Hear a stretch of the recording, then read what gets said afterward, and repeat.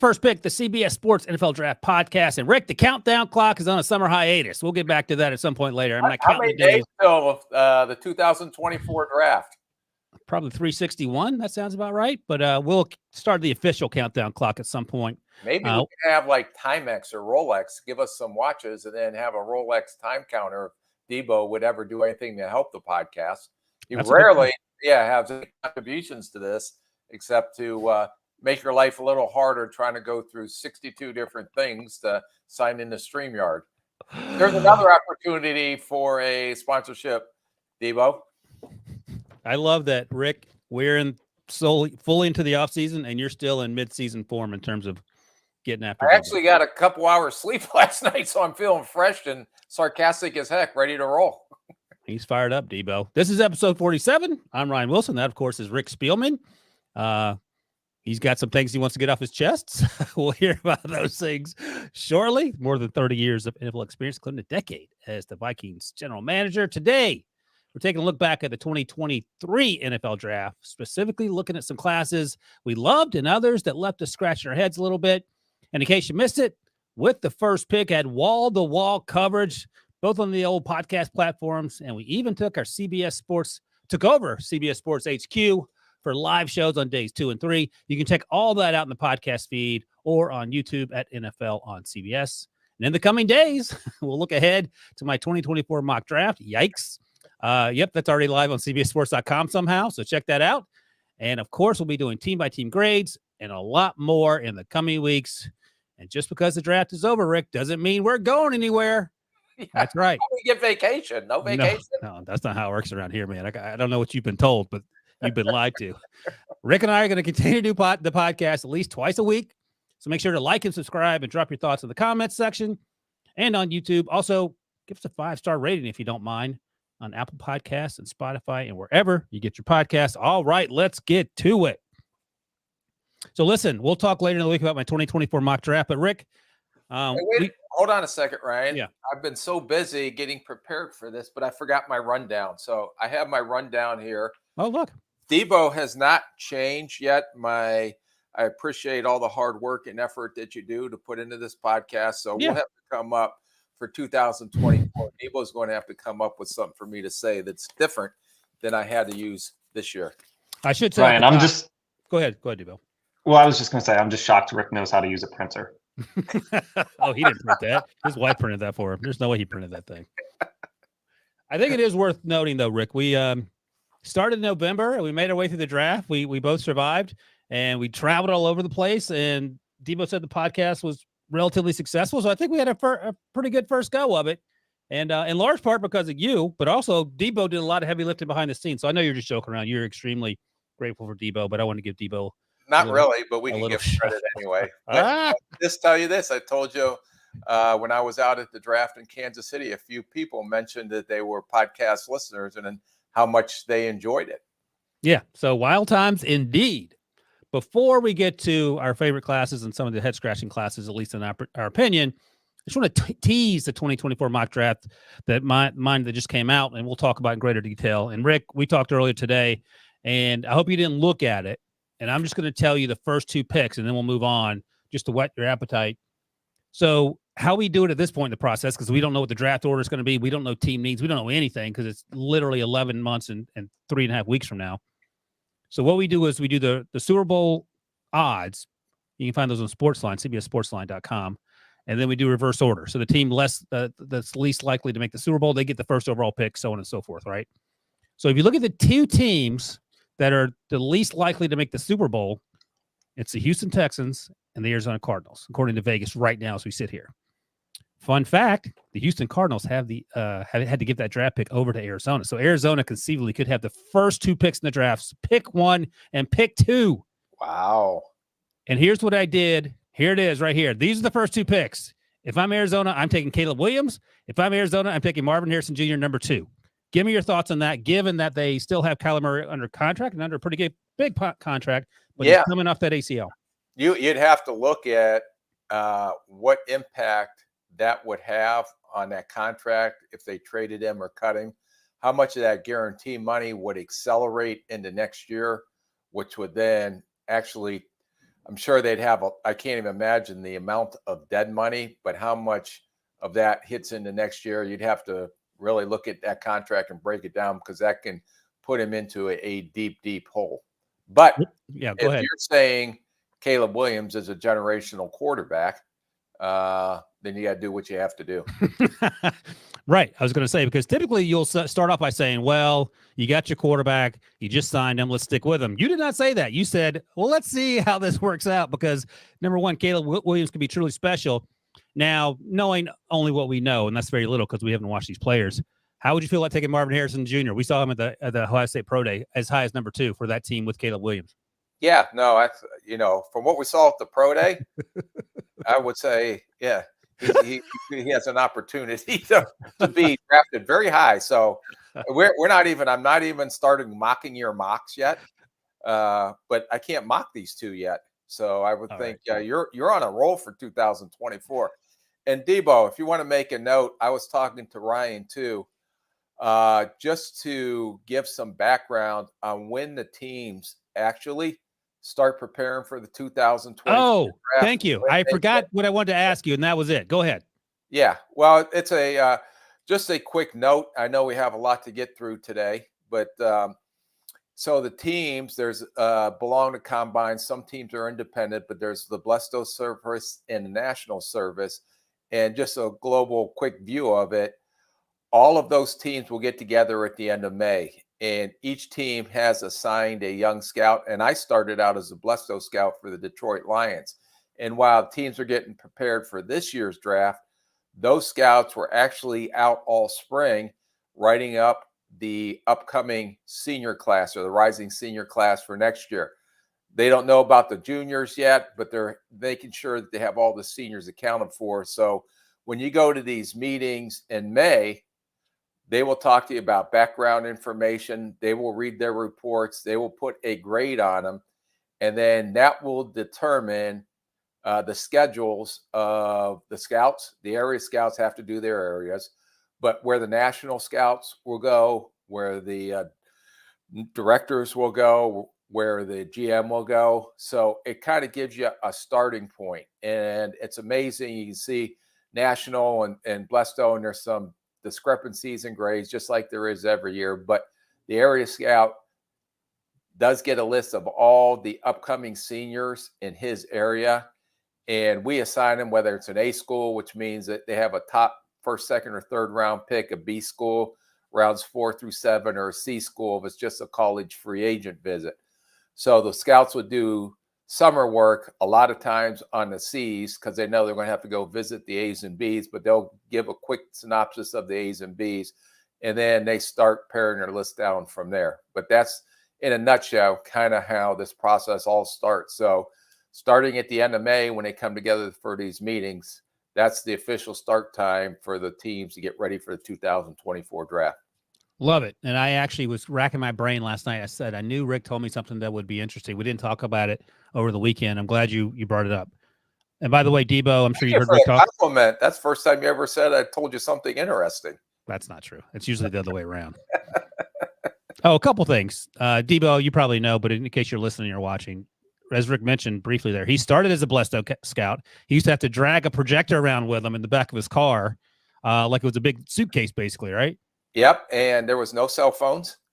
I bought a road atlas and mapped out the highways that I was going to take. There wasn't a lot of these super highways back then when we first started.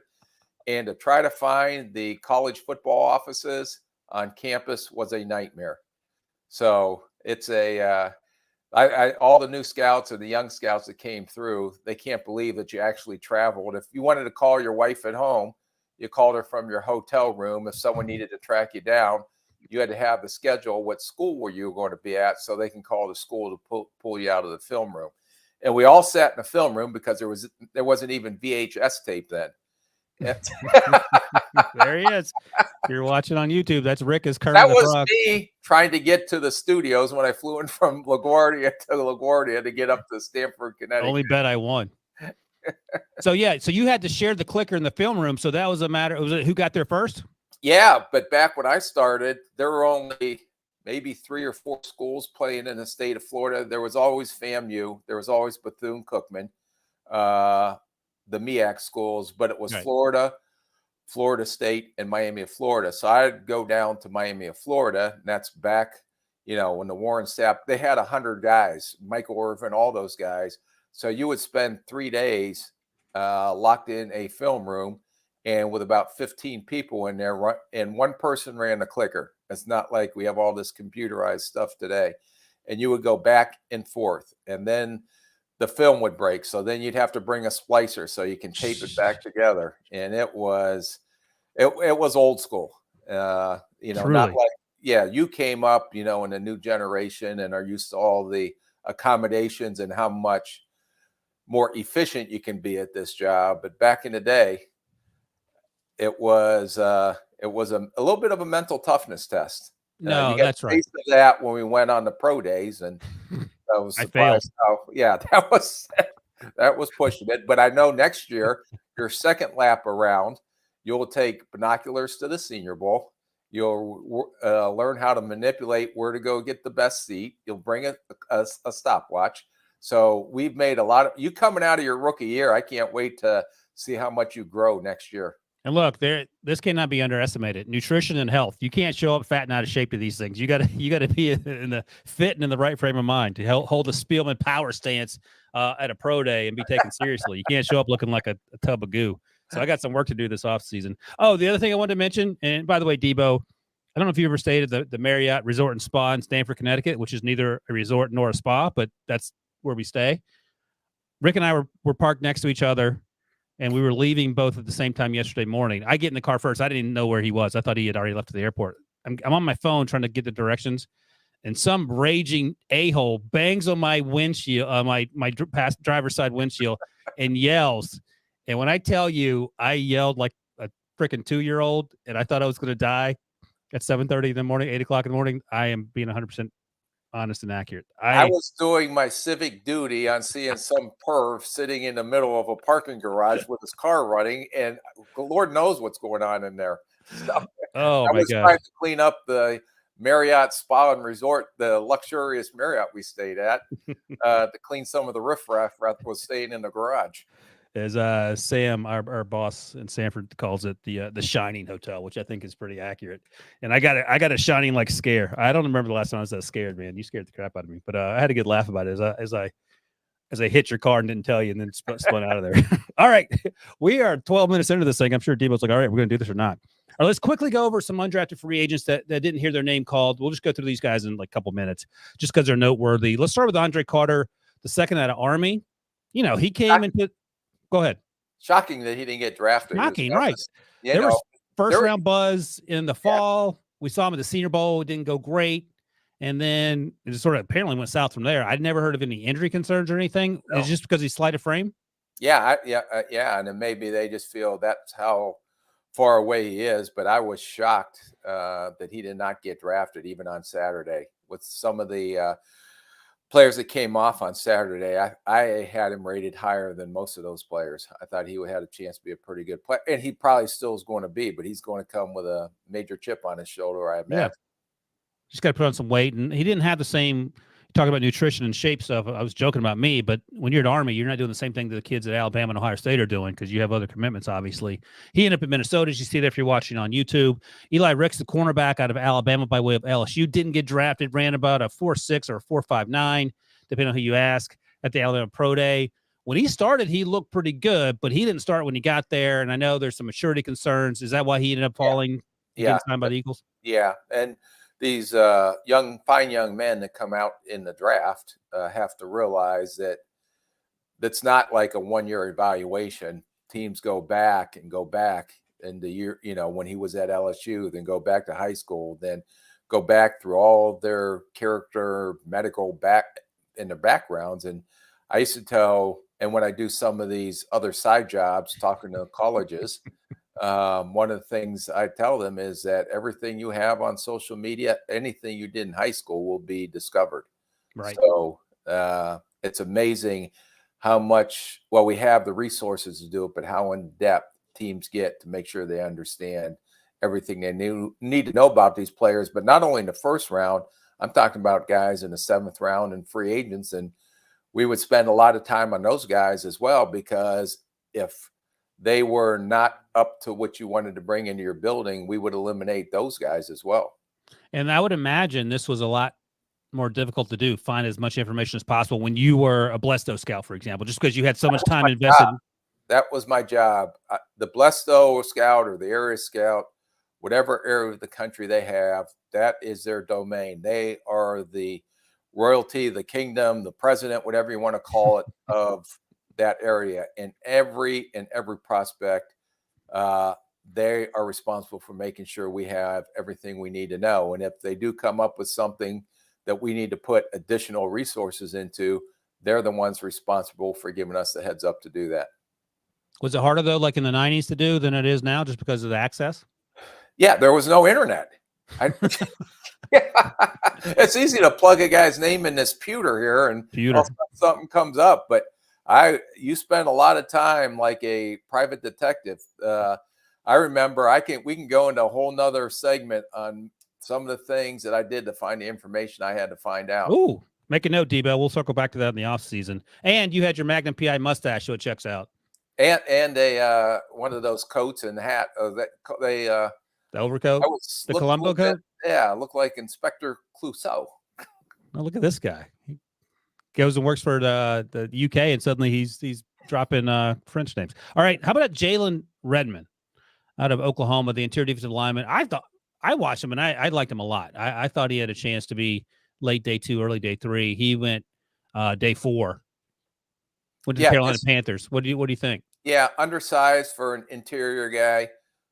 Good enough athlete. I thought he needed to gain strength, especially versus the run. Flashed a little bit as an inline pass rusher. But I thought he would get drafted as well, but wasn't as high on him as you were.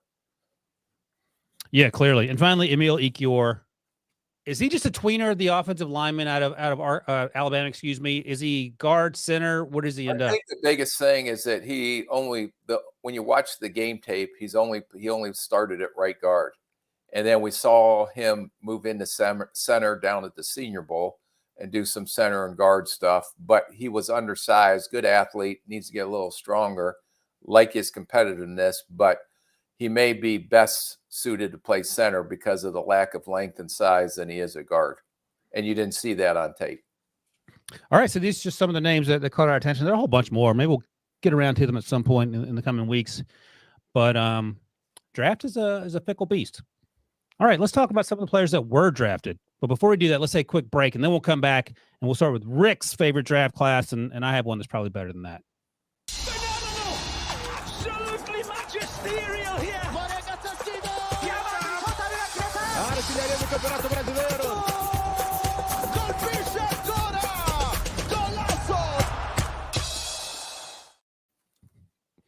All right. I'm laughing because I was sending a complimentary message to one of our colleagues and I accidentally sent it to Pete Briscoe on the text. Oh my God.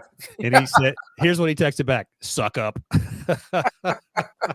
That's why I was laughing. You sent me that text because he's a crazy person. All right, let's talk about your favorite draft class. A couple of teams here. Let's start at the top with the Philadelphia Eagles. And I'll mention the name for people listening. If you're watching on YouTube, maybe Debo has a graphic. Jalen Reagor, defensive tackle out of Georgia. His teammate Nolan Smith, edge rusher out of Georgia as well. Tyler Steen, the offensive lineman. He has potential. Who's Jalen Reagor? Yeah, I want to stop. That's a sick joke. That is a sick joke.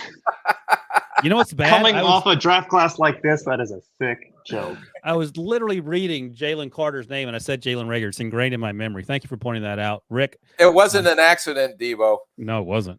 And Rick knows that name too because we know what came after Jalen Reagor, Justin Jefferson. All right, let's start over. Jalen Carter, defensive tackle out of Georgia. Then Nolan Smith, his teammate. Then Tyler Steen, the offensive tackle / perhaps guard out of Alabama. Sidney Brown, one of my favorite players, the safety out of Illinois. Keely Ringo, cornerback / safety, out of Georgia. Tanner McKee, interesting pick there, quarterback out of Stanford. And then Moro Ajomo, defensive lineman out of Texas. Those are all the picks that the Eagles made. And Rick, I'll let you talk about them. Yeah, no, and you have to throw in the trade for Swift. So But when you looked at their needs going into this thing, it was defensive end, defensive tackle, safety, running back, and then maybe some offensive guard or interior offensive line help. And Howie did a phenomenal job being able to address all these positions, but with really, really good football players, and the board truly did fall his way. Jalen Carter, the Philadelphia would have never have seen if it wasn't for the red flags. But him and Nolan Smith, who missed time last year, but ended up running a 4.38. I'm assuming they think he's going to be like a Hassan Reddick. I think Tyler Steen, who is a little bit underrated because of his position flexibility, not only play tackle but guard. Sidney Brown was one of your favorites. Does he become? And I don't know if he'll fit that, but they were able to find both corners, sign both corners. They lost Epps. They lost Chauncey Gardner or Gardner Johnson. And then Sidney Brown kind of fits that mold a little bit. And then Ringo was a steal. Everybody was talking about him a year ago being one of the first corners off the board. Now he has an opportunity to come in and learn behind Bradbury and Slay. So I thought those first 4 picks were all home runs out of the park. The only one that was a little confusing to me, Tanner McGee, because his athletic skill set does not fit the rest of that quarterback room. And then the D lineman, defensive tackle, will give him maybe develop into some depth. Not a great pass rusher, but he works hard, he plays hard, and he'll be a good depth guy. I think he'll develop into a good depth guy.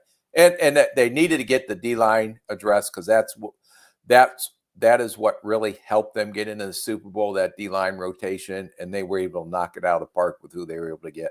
Yeah, Tanner McKee is a curious one, the quarterback out of Stanford. He's a tall drink of water, not particularly athletic when you compare him to, say, Davis Mills, who came out of Stanford before he did.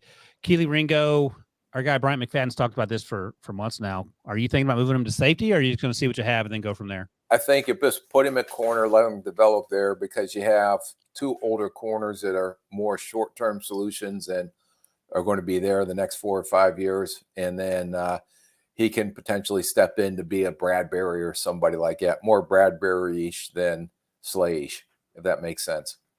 Debo, who was your favorite pick of this draft? You only get one. Jalen Carter. Okay, bandwagon. Not Jalen Reagor.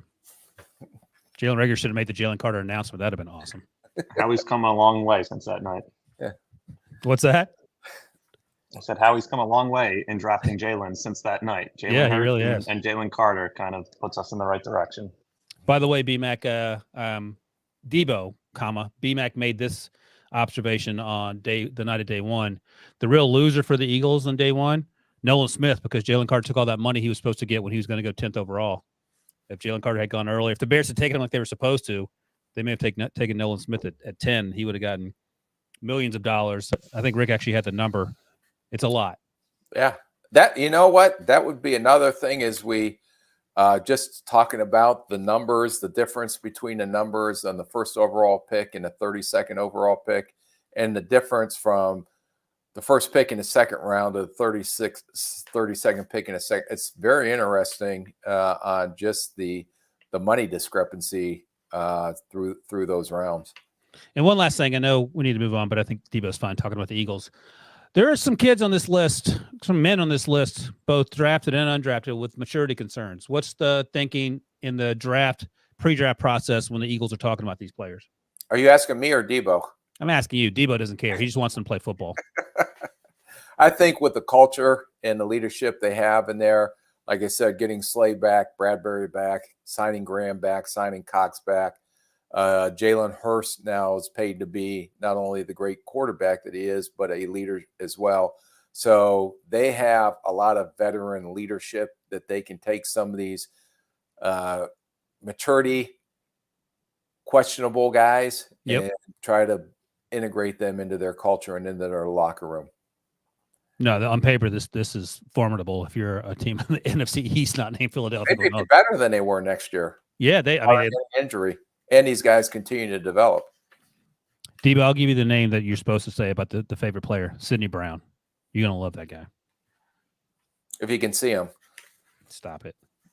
All right, let's go to one of my favorite draft classes. Let's start with the old Indianapolis Colts. They've had a rough patch in recent years. They bounced back in a real way with Anthony Richardson, 4th overall. That was an absolutely exciting pick. I think we talked about it on the podcast. If not, I'll just reiterate it here quickly. They were torn, the Colts, I heard on Friday morning, between Anthony Richardson and Will Levis in the weeks or whatever leading up to the draft before they locked their draft board. And if Richardson had been gone, actually, in fact, I think owner Jim Irsay said this the other day, they probably would have taken Will Levis. So Will Levis wasn't necessarily a second-round pick, even though he lasted to pick 33. Just a situation where you can take 2 cornerbacks or 2 edge rushers in the first round. Teams aren't taking 2 quarterbacks. So after the teams that wanted quarterbacks were off the board, he fell Aaron Rodgers style to the top of the second in his case. But there was a real chance of him going top 5, which would have made Pete Prisco's year. So it's a win for everybody, and that didn't happen. All right. So Richardson goes first. I love this. I love the idea of Shane Steichen getting his hands on Anthony Richardson and molding him into something that hopefully looks like a more athletic Jalen Hurts, which is hard to figure. We talked to Emory Hunt on day 3 of our draft coverage. Rick and I did, and he was of the opinion that you put Anthony Richardson out there and see what happens. Rick, you've said before that you want to see how he learns the offense in the coming weeks and months and go from there. And I'm just like Gardner Minshew start for a little bit. And if you get to week 6 and it's terrible, then that's fine. But no one's expecting this team to go to the playoffs this year anyway. So I'm concerned about rushing any young player out there who has so little experience and then expecting him just to suddenly have it all click. Julius Brents, I liked a lot more than most people. Finally got Rick to come around on him. Tommy Adebawore ended up going 110, which is interesting. And the pick right before that, in the 3rd round, I do believe, my guy, Blake Freeland, he went to the top of the 4th. And you know what's funny about this, Rick? He reminds me of a not quite as strong Bernard Raymond who came out of Central Michigan last year. The Colts love these sort of tall offensive tackles that need to put weight in the frame. Is there any sort of philosophical scouting reason for that? No, I think it's just, what they're looking for. And I remember philosophical changes when coaching staffs change and then new schemes change, then then all of a sudden you may be looking at a different type of offensive lineman. So if you're going to be gaps, run gap scheme, then you need a different type. But I think Blake Freeland, had a decent Senior Bowl. I think he has some position flexibility. And even though he's 6'8", some may even look at him and move inside at guard. But I think he'll compete at left tackle with Raymond next year. Yeah, just needs to get stronger, which is what you can say. But a lot of people coming out. And Darius Rush, if you scroll down a little bit there, Debo had a great pre-draft process starting the Senior Bowl. Rick's guy, Daniel Scott, right after that. He had an okay Senior Bowl. His tape's better than that. Will Mallory.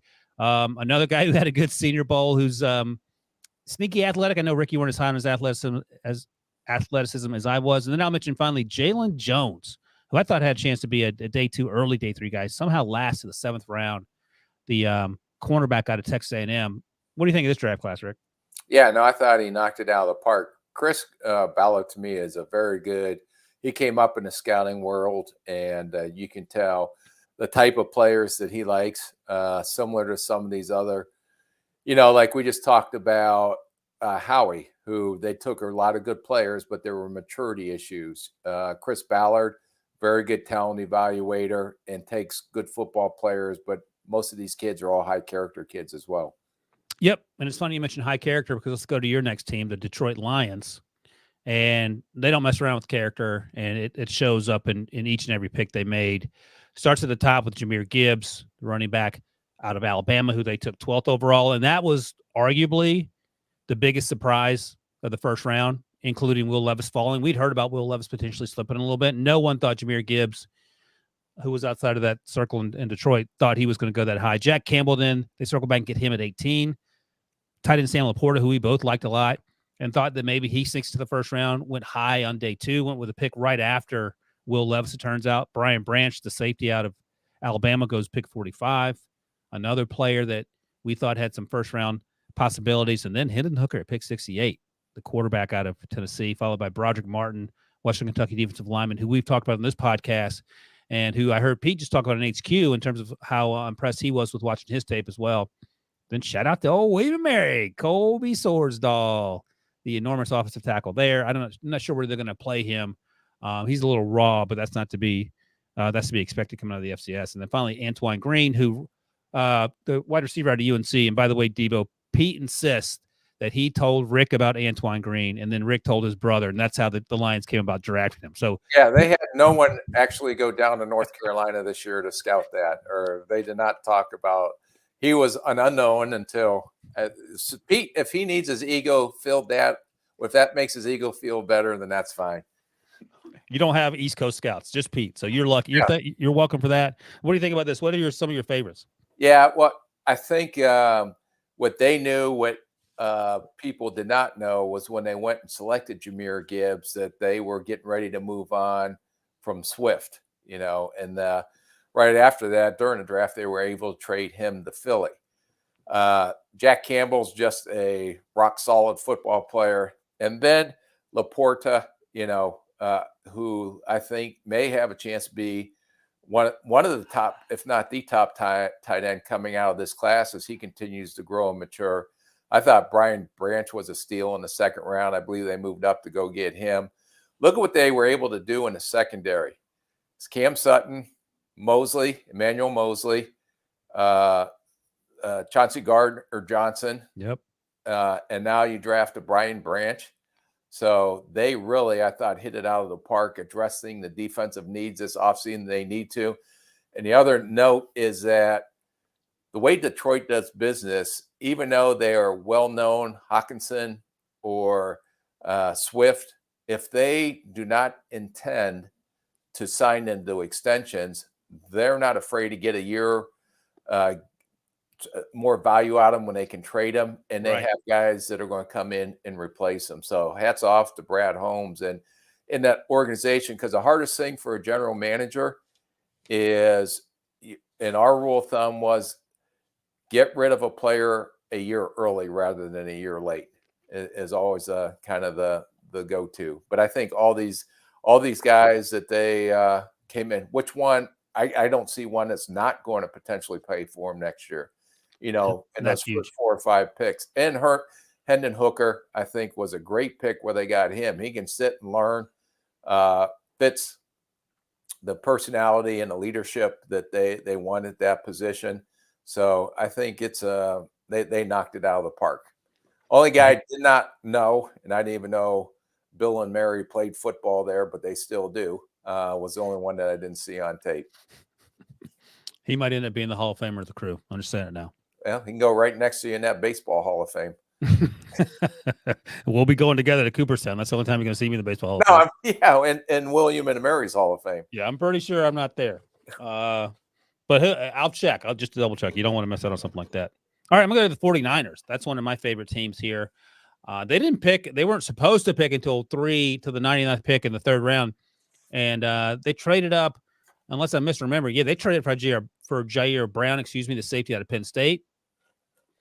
And then they got our guy Cameron Latu out of Alabama. We saw him at his pro day. Before that, they actually traded for Jake Moody, the kicker, which put Pete over the edge. And look, Robbie Gould is my age. He's entering his AARP years. Did they re-sign him, or was he off their roster? I'm not even sure, but I know if he's not 40, he's incredibly close to 40. Yeah. My updated roster was Moody and Zane Gonzalez, a trade from Carolina. Not that I'm a kicking expert. And but that I drafted did well on is we cut. So don't rely on my expertise in the kicking area. And as you noted over the weekend, go ahead, Debo. I was just going to say, Gold addressed earlier in the offseason that he didn't plan on being back with the 49ers, and he is 40 years old. Okay, there we go. And Rick noted during the draft on day 3 that Daniel Carlson's brother, Anders, got drafted over the weekend too, so not by the Vikings. So let me ask you this, because I've asked a couple of scouts about this, and there typically doesn't seem to be a consensus about how you grade out these kickers. I'm just curious. Who decided that Jake Moody's worth taking so high? Like, do you have an expert that comes in, or are you just going on gut feel? What we used to rely on is a special teams coach. And okay.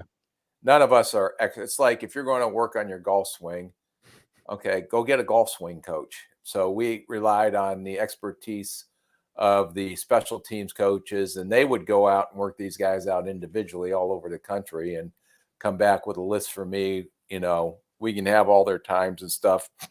Did some analytic work on them. But usually I relied on special teams coaches to whether they wanted the player or not. And then the decision was, where do you take this player? So Right. this was curious. And the only reason I'm going to disagree with you, since this is your like draft, Jair Brown, I can understand, maybe not as athletic, but trying to replace Jimmy Ward. Right. But there are a couple of like guys, I think Brandon Willis was one of my guys that I liked. So they got a couple of depth guys, but what really bothered me was their offensive tackle hole, because they did not sign McGlinchey back. He ended up going to sign with Denver. Mm-hmm. And if you look, here were the offensive tackles on the board, even after Jair Brown. So they had a chance to take Blake Freeman. They had a chance for DeJuan Jones, who's a right tackle, Carter Warren, but you were a bigger fan on him than I was. And even when they were on the board or moved up to get Jair Brown, a guy that I kind of liked in this area was Wani Morris, the right tackle from Oklahoma, who I think has tremendous upside. So I didn't understand why. And even after they took Jair Brown, they had these offensive tackles on the draft board still, and then they went after the kicker, which I think you could have got later. No, that's a fair point. You mentioned Braden Willis. I'm just going to make you cringe. My comp for him during the fall was Kyle Juszczyk. So I like the idea of him going to San Francisco, where he will probably be best utilized instead of going to some team that may not have ideas of how best to use tight end / H-back / wherever they're going to end up putting him. Robert Beals, an edge rush. I like him. Darrell Luter. We thought he was a little too stiff at the Senior Bowl. Latu is okay. He's not great, but I thought they were able to get value in there. I like Jalen Graham, their final pick, a lot out of Purdue. Ronnie Bell has a little upside as a possession receiver. He's coming off that ACL from a few years ago. I think you and I agree D. Winters didn't play nearly as spectacular over the course of his season as he did the final 2 games. I know Pete liked him better than we did. But I think in terms of the value they were able to get day 3 is what had me put them on this list. All right, Rick, let's go to the next team, the Steelers. So tell me why America's team, home of BMAC, 2-time Super Bowl champ, why are they on your list? Yeah, I thought for Omar Khan for his first draft, I thought he did a phenomenal job. I know Mike Tomlin is heavily involved in that process as well, and we've seen that. He's walking around like he's coaching the Senior Bowl. He's in the middle of everything at every pro day we're at, and he's probably one of the most active coaches on liking to get out on the road, getting his hands on some of these kids, getting to know these kids as any I've ever been around. So. But I thought I gave him an A. I thought they were because they were able to make a trade up with New England to steal Broderick Jones, in my opinion, before the Jets took him. So I thought that was an A+ move to go get the tackle they needed. And then, we were all talking about Joey Porter as their number 1 overall pick. He started to slide some in the late down this draft process here. But they were able to land him, the legacy pick, but you got him in the 2nd round, which right there filled 2 huge needs for him. And then they need to get better, I think, up front and versus in their run defense. And Keanu Benton, who we talked about, I thought that this was a great pick. I think this kid has tremendous upside. We talked about him playing too high at times, but when he plays with his pads, he is instinctive. He can move, had a really good combine workout. And I think he'll be a better inline pass rusher than people think. And then Darnell Washington, who is another, a lot of people talked after his combine that he could slip into the 1st round. Mm-hmm. But to get him at 93rd pick in the 3rd round was a steal. And one of my favorite players I watched all year was Nick Herbig. The outside rusher, undersized, going to have to play stack, but perfect fit for the Steelers because this guy plays like, I'm not saying he's TJ Watt when he came out of Wisconsin, but plays with that type of mentality. And as we like to say, with his hair on fire, and very good football player. And then they took your guy. I had to give you that, put it over the top for me when I saw they took the stiff corner out of Purdue. How dare you? That you've been talking about for 5 months. A+ grade from Trapasso. You're in cahoots. You guys. Corey Trice, the cornerback out of Purdue. Say in a meeting, if I didn't like him and you guys were talking about him, that would have been definitely a group study player. We would have watched a lot of tape on that guy, so you can show me what you're seeing. Yeah, he tested really well. Didn't play quite as loose, if you will, with as much side-to-side direction that his three-cone suggested. But he's a big cornerback, and maybe he can provide something as safety as well. By the way, I've realized this just a moment ago. Nick Herbig, his brother, the Steelers signed him this summer. He's a guard, Nate Herbig. So they have the Herbigs, the Watts, the Evans are no longer together. Evans, the running back, and Evans, the safety Terrell, they're no longer with Pittsburgh, but they got Porter and Porter, so they're keeping that dream alive. Yeah, obviously I like this draft a lot. It's just a matter of hoping you hit on these guys. We talked about Broderick Jones, and it may take him a little time, but the athleticism is certainly there. All right, my next team, also in the AFC North, the Cleveland Browns, and they didn't pick until pick 74. I thought they did a lot with a little. So it starts with Cedric Tillman. They needed help at wide receiver, and he battled some injuries during his time at Tennessee recently. That's what's allowed Jalen Hyatt to have the success he had, because Tillman was sidelined with those injuries. But when he's healthy, he is a big, strong, high-point catch machine. He has little juice in terms of stacking defensive backs down the field, but that's not going to be his game at the next level, I don't think. Siaki Ika was getting some top 50 buzz. He is enormous. He's listed as 350 here. That sounds about right, 6'4". He is going to be a plug in the middle of that defense. We just talked about DeJuan Jones. You mentioned him here. He somehow lasts to pick 111, and we know how. It's a concerns about his weight. But if he gets his weight under control, this is a bargain beyond bargains, because you're not getting around him. I like the Missouri edge rusher Isaiah McGuire a little bit, especially on day 3. No concerns there. Dorian Thompson-Robinson makes sense as a quarterback fit in this system behind Deshaun Watson. He had a better season last year. He got better each and every year at UCLA. 6'1", ran to the 4.5s. Stronger arm than you would imagine. And the final 2 picks I like a lot. I like Cameron Mitchell, the cornerback out of Northwestern, early in the season, and he finds his way to Cleveland. And then Luke Whippler. I have no idea how he lasts to the 6th round. Is that short arms and short frame? Yeah, and one position guy, but I thought for sure he'd go a lot earlier than that. I thought that was the best value pick out of this whole draft. The one theme here that if I was a general manager, knowing going into next year, a majority of these guys had some kind of concern that wasn't on the field.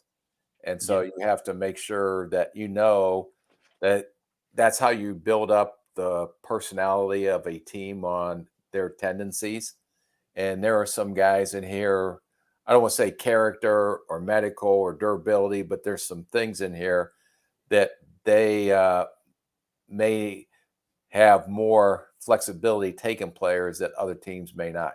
So that's why you see some of these guys fall the way they fall. And that's the thing. At some point, as a general manager, you're sitting there and saying, but he's too good to pass up here, and it's not that big of risk financially, so let's take a swing at him here, a la DeJuan Jones.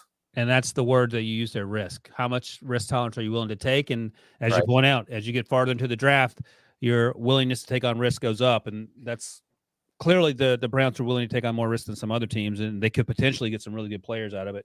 All right, let's take a quick break, come back and talk about some of these head-scratching draft classes, at least from our perspective. Come and get it. So much new beavis. So when are you going to put those needles in? Ow, my back. So much new butthead. Yeah, baby. Parenthood is cool. I now pronounce you husband and husband. This is the happiest day of my life. So many all new reasons. Hail, infinite earthling. To stay on the couch. Let the games begin. An all new season of Beavis and Butthead now streaming exclusively on Paramount Plus. Use promo code Nachos for 1 month free. All right, let's get through a handful of these not so favorite draft classes. You still working on Paramount Plus for me? A certificate for at least 30 days free? Yeah, I got that right after the with the first pick t-shirts. Jeez, he's not even pretending anymore, Rick. He's just done. All right, Rick, I think this draft class, this team is going to surprise you that I have them on this list, but I'll explain why, and then you can rip it to shreds. I have the Texans on this list, and not because of C.J. Stroud and not because of Will Anderson. Those are obvious picks that you have to make. I love them. I'm not even concerned about what they had to give up to get them. I just wonder if some of these other names on this list were overdrafted, and by that I mean I had them graded a certain way, and obviously the teams had them graded a little higher. Time will tell, but I like Juice Scruggs, but I didn't know if I liked him late in the second round. I like Tank Dell a lot, but I thought his size dictated maybe he went around later. Dylan Horton, I wasn't a big fan of. I thought he was pretty stiff. I wouldn't have taken him till late day 3. He went in the 4th round, the edge rusher at TCU. Henry To'oTo'o, I'm fine with that pick. I thought they got a bargain on him. Jarrett Patterson, the guard center out of Notre Dame. I thought maybe that's about the range. I would even wait a little longer. Xavier Hutchinson, I thought that was a bargain. Your wide receiver at Iowa State. I had him going late 4-ish. He didn't go till late 6. So those are some of the reasons I ding them. At the end of the day, I think this draft class could be fine to great, depending on how the quarterback works out. But I thought maybe they overdrafted some of those players in the middle rounds, maybe a round too early or so. Yeah, what you want to do is kind of look at it, like some of the defensive guys. Like we would go back and study. Now that D'Amico Ryans is the head coach, who does Horton from TCU remind you of? Like a 5 technique, right? Yeah. And totally opposite of what Lovie Smith ran last year. So are they trying to build up or find some guys as they build this roster up on what will fit the physical traits that D'Amico Ryans will be looking for? That's a good point. And going back to even when Joey Porter Sr. was drafted, I think he played defensive end in college at Colorado State, but the Steelers were one of the few teams that ran the 3-4, so they could get bargains on these 3-4 guys in the 3rd round. And as more teams started playing 3-4, those 3rd round picks would become 1st and 2nd round picks. So it's a matter of trying to, beat the market, so to speak, until other teams catch up or catch on to what you're doing. I'm guessing you were higher on this draft class than I was. Yeah, I wasn't a big Scruggs. I thought he can go later. And Okay. I think they moved up to go get him too. Yeah. Which I didn't think they had to do. Dell's an explosive little returner, and he'll give him some juice with the new quarterback. And then, like I said, after you get into 4th through 7th, we'll see which ones surface. All right, a team that you weren't so crazy about their draft class, and we talked about them over draft weekend during our CBS Sports HQ coverage, the New York Jets. They got leapfrogged by the Steelers. I said leapfrog. I always say leapfrog. Leapfrog by the Steelers to get Broderick Jones. Presumably that's what they wanted. The 90th hour of draft coverage going down that final show. Yeah, Joe Shine, as you like to call him. Yeah, I called him because he shined on that night. It made for a great pun, but you get the man's name wrong. But Will McDonald, I think, was an interesting pick. The edge rusher out of Iowa State. Joe Tippmann, the center of Wisconsin, I like. Carter Warren, the tackle out of Pitt. Israel, his teammate, Abanikanda, the running back out of Pitt, went with the next pick they had. Maybe their most exciting pick for me was Jarek Bernard Converse, the corner out of LSU. Yeah, in cahoots. Yeah, me and Pete. And Zach Kuntz, I actually liked, the ODU tight end. I thought he would go sooner. He lasted till round 7. He was a transfer. Kuntz, that's better pass catcher, but he needs to definitely get stronger as a run blocker. So if you were sitting there and Will McDonald wasn't your number 15 player, well, you would have been trying to trade down, or you would have would you overdraft? Well, I think they did, and I'm just making assumptions here, so I have no factual evidence. Right. But just off my experiences and being in some similar situations, is that right now you're just waiting, and Broderick Jones, please fall to us, and then all of a sudden Pittsburgh hops up and takes probably the guy you intended to take, because he was the last true first round ability tackle on the board, in my opinion. So then you watch the clock and it's getting down and it's under 2 minutes. So I'm sure that everybody that's responsible, calling people left and right, trying to get a trade, it didn't look like they were able to get a trade done. So they decided to go with Will McDonald. What I think is a good football player. I didn't know he was a top 15 pick. Right. He didn't show that last year. You're betting a lot on the come with him. So that's where they kind of got stuck, and they took a pass rusher. But were there other options for them to fill a need? I mean, because they had need. I think the center need, Tippmann will definitely fill there. You know, they need safety or defensive tackle? You know, just some of the guys that may potentially they could have went a different direction with.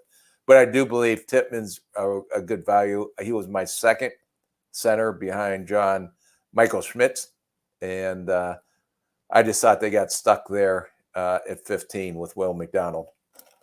Yep. No, I agree exactly. 100%. Let me see.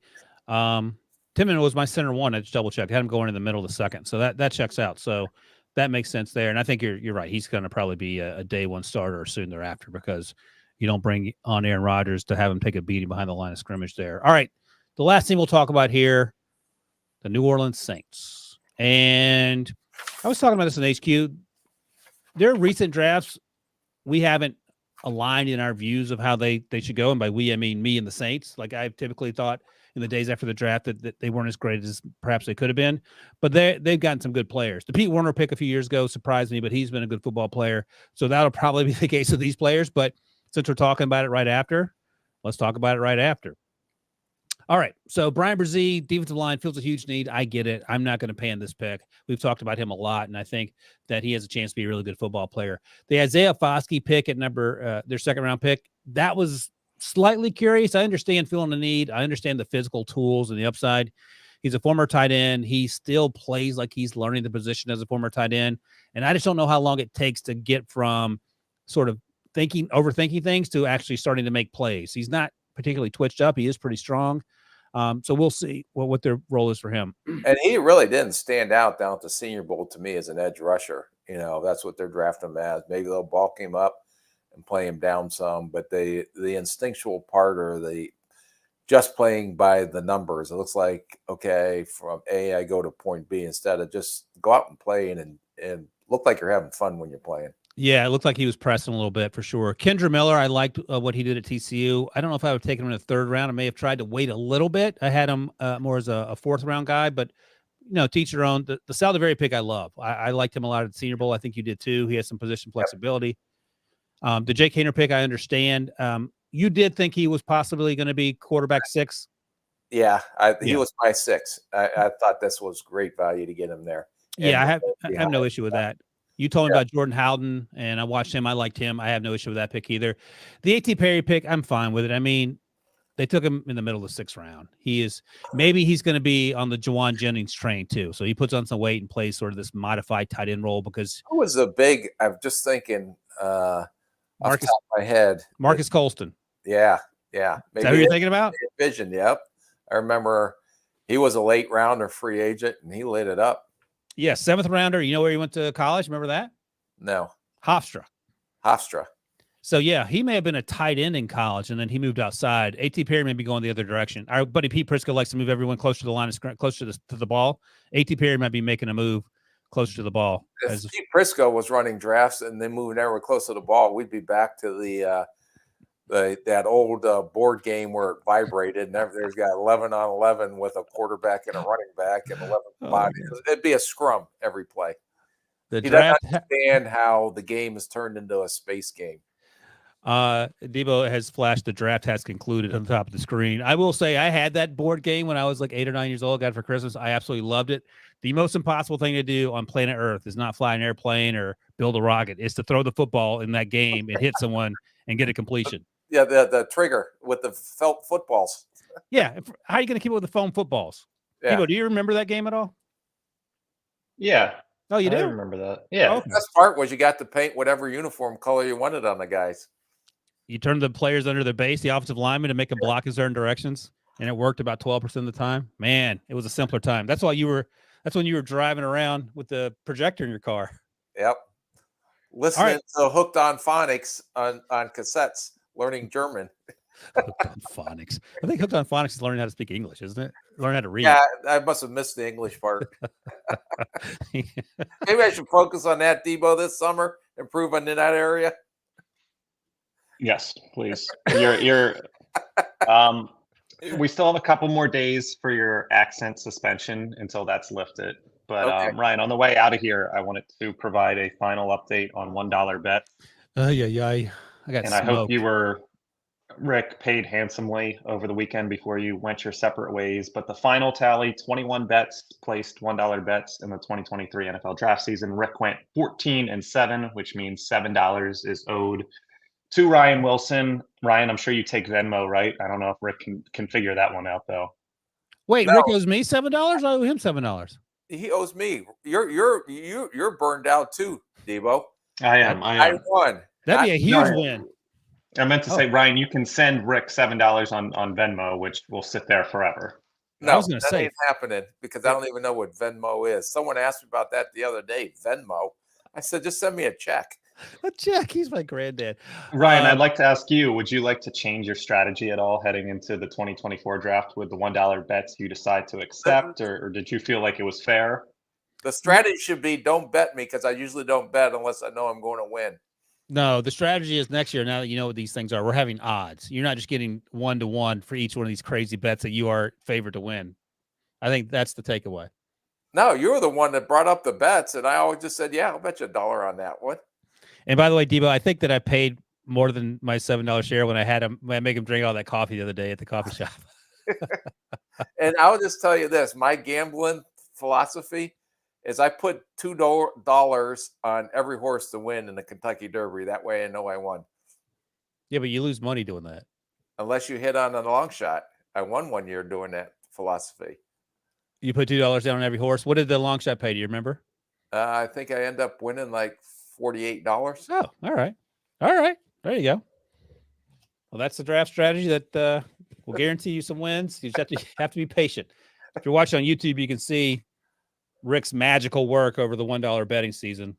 We'll fire that up back over the summer. I'm sure we'll watch some guys and you'll have some crazy takes. But we're doing odds, and Debo, you're the odds maker, so that will determine how tough Rick wants to be with these. Why can't we just do it like it is? It's because I got my ass handed to me. That's why. Yeah, but you're going to be so much better next year after when we go through this process. You will learn. I know it wasn't Ryan's year when Eric Gray went just like 3 or 4 picks before Evan Hall. Like it just started to add up. Like everything was going against Ryan. If you're watching on YouTube, Rick is the left column with all the green, and Ryan is on the right. Absolutely, I agree. All right, that is it. Again, thank you to everyone. That we have like Debo, before we get out of here, some kind of like award system, like someone can have a championship belt hang up behind the scenes on what they want, or a trophy, or do we have a with the first pick trophy that we can eventually get? That's a great idea. Like a $1 bet champion. Is that what you're saying? Yeah. It's just to recognize that who actually won. And I'd like How about to this? have a trophy hanging up in my background. How about I'll frame the $1, I'll mail it to you. You can be like the restaurant that you sold your first $1. You can put that up behind you. I know, but make sure there's 7 of those in there. Okay, that's fair. The frame will cost more than what's inside it, but hey, that's not the point. The point is to prove a point, and you're the champion. Here. You are worth every one of those $7, Rick. I cannot stress that enough. All right. Again, thank you to everyone who watched and listened over the months. Thank you for reaching out to Rick when you saw him at the draft, working for a competing network on a different continent. Thank you for supporting us. That's great. We're not going anywhere. I'll be back twice a week. You didn't give me a compliment on my Guayabera shirt today. I will say this: our buddy Ruben Palacios, Cuban through and through, who works with us at CBS Sports HQ, was a huge fan of your Guayabera shirts until he found out you didn't know how to drink Cuban espresso coffee. So you gotta fix that. You live in the right part of the country for it. So yeah, Rick is wearing his black shirt if you're listening, with his what looks to be paisley suspenders, but it's actually all he's so happy. Look how proud he is, Devo. Peacocking this little Guayabera shirt. And we will have Guayabera shirts next year with the first pick Guayabera shirts for auction. So we can maybe start a charity and see if we can give out some prizes to support something for a change. Is this the first you're learning this, Debo? I'm guessing it is. I'm coming up with all kinds of ideas this summer, Debo.